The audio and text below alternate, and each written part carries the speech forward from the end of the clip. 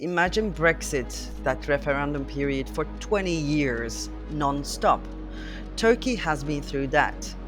And the very fabric of society has been damaged seriously. Today, I'm interviewing Ece Temelkuran, a Turkish author and journalist. She was one of Turkey's most prominent political columnists until, in 2012, she was fired from her job for writing negatively about Recep Tayyip Erdoğan's government.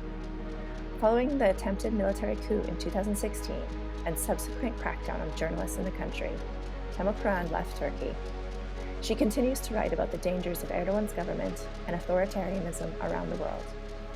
Ece, it's a pleasure to have you joining us. Thank you for being Thank you, here. Megan. Thanks a lot. So I wanted to start by kind of delving into a bit of your actual story and your experience with Erdogan's government. At what point during his rule, I guess we can say, did you really begin to get concerned? What were the first red flags you saw that really made you realize your country was changing? Well, it was actually from the very beginning. I was an active journalist then, and I wasn't only a political columnist, but I was also going around the country, especially before the elections. And the first time Erdogan came to power, it was 2002. And right then, actually, I said something different is coming right now. And we cannot really know what it is because it was a movement, not a party necessarily. So it was interesting from the very beginning and quite unpredictable, I should say. Um, but then the first signs, I think, were very visible when Erdogan came to power for the second time in 2007. However, unfortunately, it was not easy to talk about this, especially on international level, because for those who are old enough would remember that Barack Obama was supporting this government, this mild Islam, perfect marriage between mild Islam and democracy was the thing after 9/11, when Barack Obama came to power, and he tried to find an ideological solution to the Islamic radical Islamists and so on. So Erdogan was shown as an exemplary leader for the Muslim world, which actually put Turkey in a different place, because we like to think about ourselves, our country, as a secular country, whereas we were suddenly redefined as a Muslim country. So that was interesting anyway. But that was, the first signs were very visible in 2007. But whenever I gave a speech, let's say in London School of Economics or House of Commons in London or in Washington or New York, and whenever I said something negative about Erdogan and his regime, I was treated like a person who is against democracy. So that narrative, equating Erdogan with the democracy, the real democracy, was quite popular then. I remember in Oxford, the spin doctors of this regime were giving speeches, and people like me were not even allowed to comment on these speeches. So there was a lot of intellectual confusion on international level, I would say. But it became absolutely embarrassing to support this regime after 2013, after the Gezi uprising, I guess, both on national and international level. And for your experience, I mean, as I mentioned in the intro, you found yourself fired from your job writing political columns because of your um, stance against the government.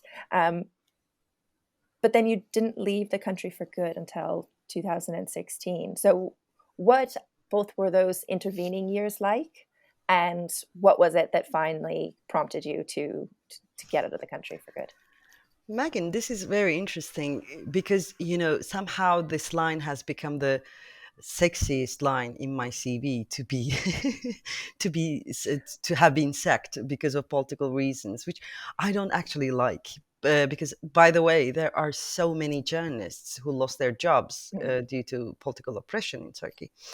I was the first one in the mainstream. I was the second one in mainstream media that they dare to, excommunicate, so to speak. In 2012, I was in Tunis. I was writing my novel, Women Who Blow on Nuts, and I got this telephone call, which lasted like 10, 15 seconds from my editor in chief, because there were, no explanation was needed. I knew why it was happening. I wrote these two columns, which were very, harsh on the government. And it was only, natural that I was going to lose my job. So that was then. I'm like, it has been what, 9 years now. In 2012, I came back from Tunis. I published a novel, and then 2013 Gezi happened.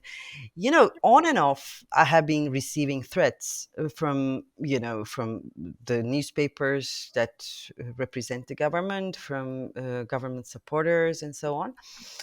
2013, during Gezi uprising, it became more, disturbing. Those, threats, life threats, and rape threats. They love rape threats for Mm. some reason. And then 2016, when 2016 happened, when the military coup attempt happened in Turkey, it was obvious to me during that night. Actually, I wrote about this to Guardian even during the night that it happened. Um, it was going to be used as the biggest advantage by Erdogan. This biggest crisis. He's an amazing political animal. I mean, like he's really genius in that sense.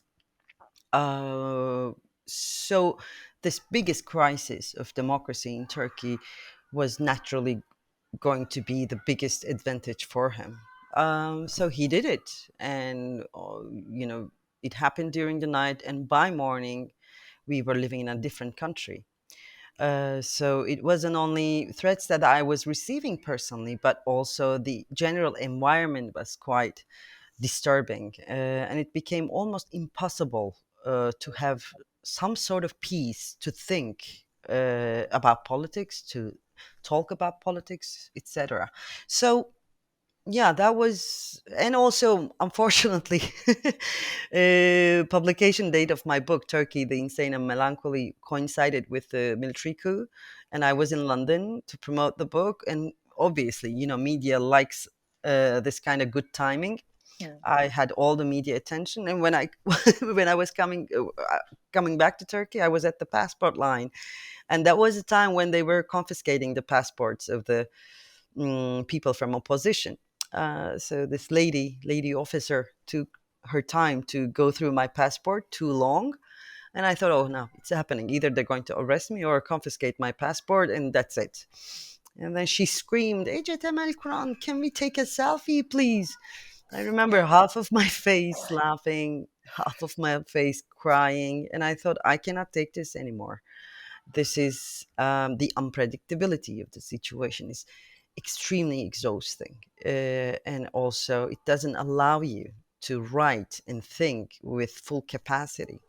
That is why, almost on an impulse, actually, I came to Zagreb, and since then I'm living in Zagreb, in this beautiful city, which is a perfect combination of Austrian, Hungarian culture and Balkan culture, I would say. It's interesting to me that you made the point that obviously a lot of journalists in Turkey now have been not only fired for their views but imprisoned Yeah. for their political stances. At the time when you were fired, were you surprised at the lack of support you got from colleagues, or what, or was there any support even? I'm like, I'm giving speeches and so on, and whenever there's the Q&A part, people ask me about exile, and exile somehow is still a sexy word, obviously. Mhm. And there are people who in the Western universe who think that who want to see the story in me, of that story of this woman, intellectual woman, escaping from barbarians, throwing herself into the arms of civilization and so on. I never liked that narrative, and I'm kind of against that narrative. Uh, but one, I'm like, I became clear during the time I stayed in Zagreb that it wasn't fear that led me to leaving the country. It was the lack of support. Mm. It is, first of all, there people were confused. We people were still sort of hopeful that this regime somehow will be more merciful by time. For some reason, they believe that. And also, I'm like, I don't like to say this, but I have to say it. It is also because I'm a woman, because they don't make heroes out of women, unfortunately. Mm. They still don't do that. So I wasn't the hero. I wasn't the victim. So what does that make me? So I wanted to figure out the answer to that question as well. That's one of the reasons I came to Zagreb.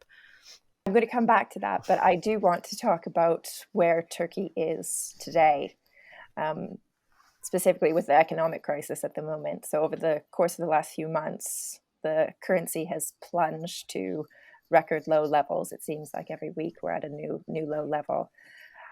How, from what you hear from friends or family or former colleagues back in Turkey, how has this impacted the population's day to day lives? Well, first of all, I mean, like living in another country and writing about your country, the country you left behind somehow, it makes you a citizen of, how shall I put it, like a country, a screen country. You're Mm. constantly on the screen. So you're physically in another country, but like mentally, you are still back there somehow. So I am also aware that something is happening, and it feels to me like there's like 15 minutes to collapse, total collapse. What I see today in Turkey is very much like what we had seen in Venezuela a few years ago. So Mhm. it is excruciating to watch this. It's not only the poor people, but people, my friends, let's say one well-known theater actress, one rock star, and two lawyers. These are my closest friends. They are talking about the sale quotas in supermarkets. They are trying to stock things and so on. So life is completely there is no normality, let's put it like that. No political normality, no economic normality.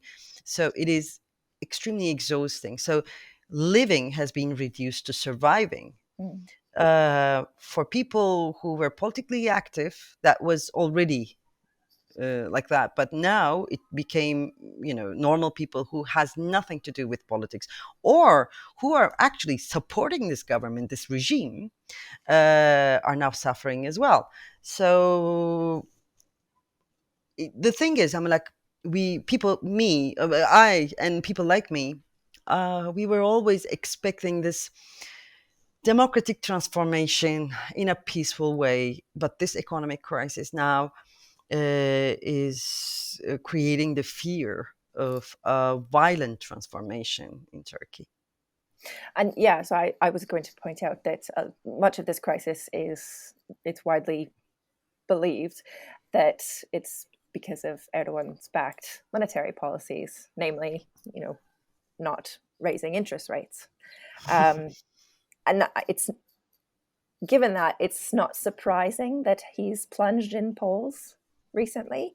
But he also, as you said before, he's an amazing political animal, and he has this uncanny ability to, weather myriad crises. Do you think that this is actually a turning point where he's going to lose his grip even on his base? I think he already did.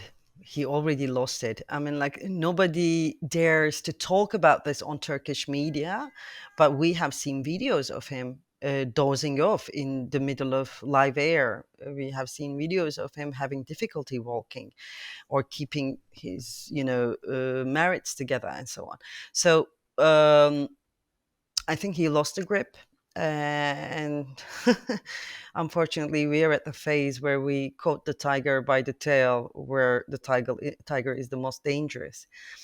Um, but I guess we have to make a distinction here. It's not only Erdogan, but leaders like Modi, unfortunately, Boris Johnson, Trump, Orban.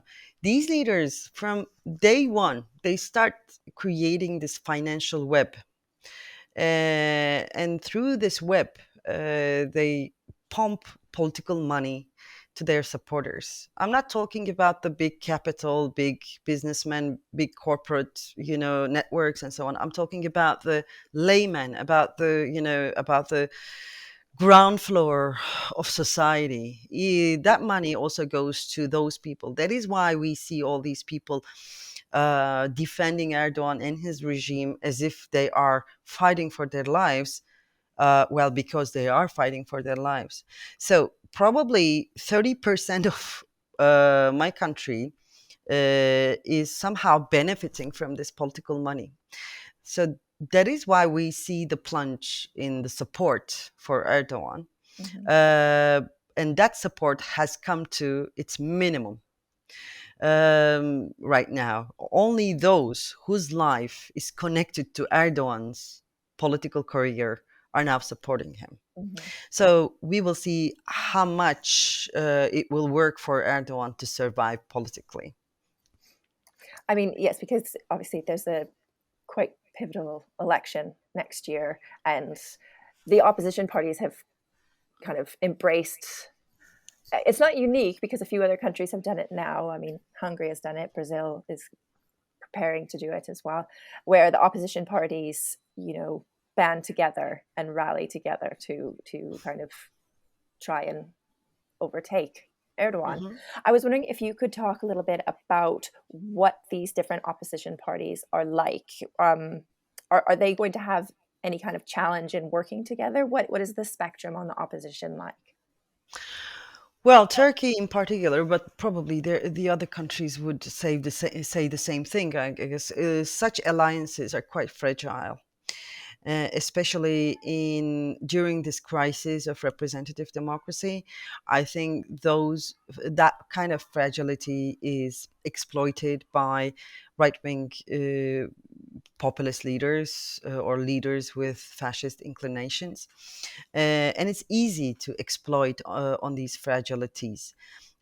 So for Turkey, it's social democrats and the spectrum of left, let's say, but also now there is far right. They wouldn't call themselves far right, of course. They would call themselves centrists, but who wouldn't anyway? Nowadays, everybody's a centrist against the right wing populism. Anyway, so it is a wide spectrum, political spectrum uh, that they are planning to build. I don't know if it's going to be. I cannot tell this. I don't know if it's going to be successful.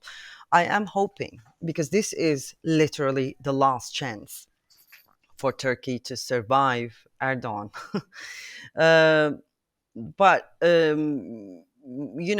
these right-wing populist leaders, if they have done something good for the humankind, it was to show us that how fragile the representative democracy is, and how actually it became nonsense when you pulled out the social justice from the equation. So this lack of social justice, deep down, I think this is the problem. The lack of social justice is exploited on several levels in several ways by these leaders. So I don't know how Erdogan is planning to exploit this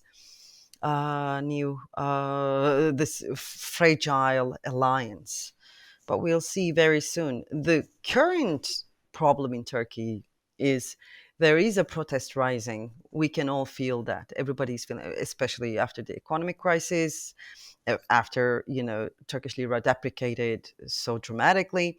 And there is also the pandemic, winter is coming, and so on. Winter is literally coming.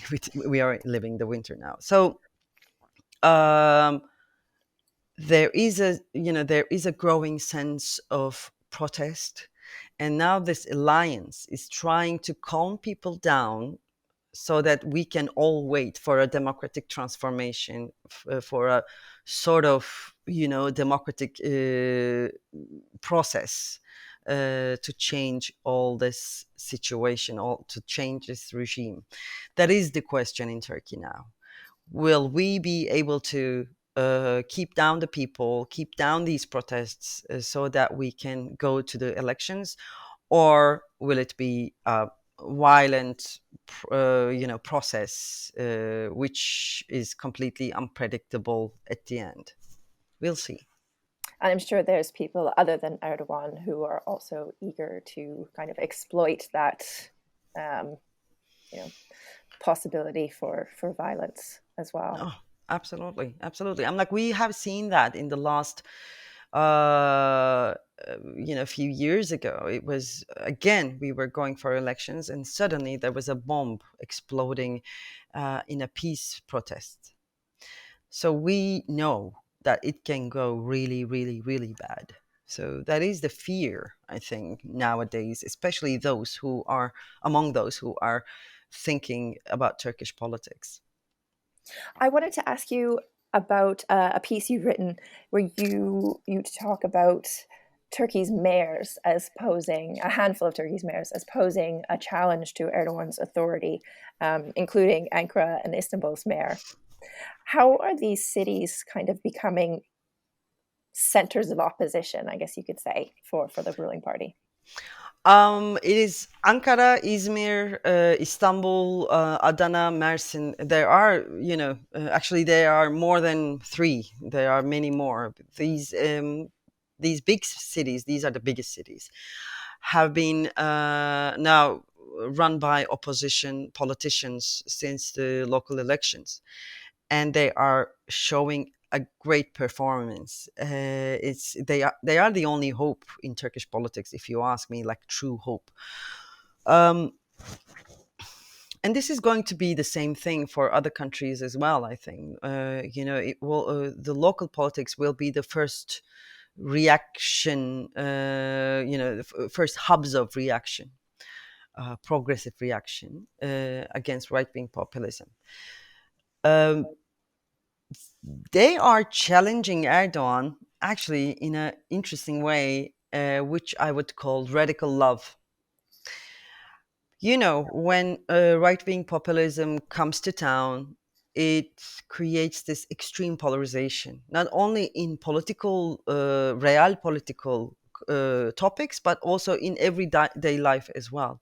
And suddenly, and Britain has gone through this due to Brexit. Suddenly, even your personal relationships are terrorized by this polarizing topic. So, okay, now imagine this. Imagine Brexit period, that referendum period for 20 years non-stop.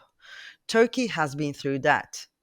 And the very fabric of society has been damaged Mhm. seriously. So it's not only polarization about which party to vote or something. It is far deeper than that, which somehow invaded every bit of our lives. So in this political environment, these mayors promised everyone that they are not going to be uh, acting upon this polarization. They're going to be embracing people, and the merits will be the reason for a person to have a job or to have a benefit and so on. And they kept this promise since the local elections. So that is why I think, and that is why I call it radical love, and that is why they have overcome the challenges of right wing populism. It's not only realpolitik that is destroyed, or representative democracy that is destroyed when right-wing populism rules a country. It is the very logic of, daily life, Mm. is destroyed. Yeah, a schizophrenic logic is dominating the life. I mean, look at vaccine situation, for instance. Yeah. And anti-vaccine, anti-climate deniers, and so on. So, in order to prevail over this schizophrenic logic, you have to have a conviction to love people, and to believe in people, and so on. This might sound too emotional, almost naive in Britain, but people in India, in Turkey, in Hungary, would understand what I have said. These are the countries that are ahead of the curve, so to speak. That is why they are thinking about the deeper solutions, for this, for this peril, political peril of our times. Hmm. So that is how they did it. They, in on every level of politics, mm, they perfected themselves in the politics of radical love. So that leads me to my next question. I was going to ask, if next year Erdogan is removed from power, how confident are you that the democratic institutions in the country can be rebuilt? Are they destroyed, or do these mayors and this idea of embracing radical love, does that give you hope? First of all, I'm like, I know only I know 20 people who would dance on the city center when that happens. But Turkey is a strange country, because I can see, like in 2023, if Erdogan's regime is ending, then I can see my country behaving as if the last 20 years did not happen. Like, let's not talk about it anymore, kind of. Mm. I can see that happening. But obviously, the institutions that have been ruined altogether under Erdogan will have to heal themselves, because it's not only judiciary, it's not only representative democracy, or it's not only economy. Seriously, I mean, really, this regime ruined the very ethics that keeps a society together. This regime destroyed the intention of living together, which is one of the pillars of a society. So it will take a lot of healing to go back to where we were, or create a new society that is somehow uh, less sick, so to speak. I mean, we even saw that after Donald Trump was voted out of office, that Absolutely. And it everyone was just only 4 years, you see, yeah. only 4 years. And it was Trump. I mean, like, it was so easy to get rid of him, but even getting rid of him took entire, American institution to come together. All the institutions of American democracy had to come together to get rid of this one crazy man who doesn't know anything about politics. Now, our job is harder, obviously.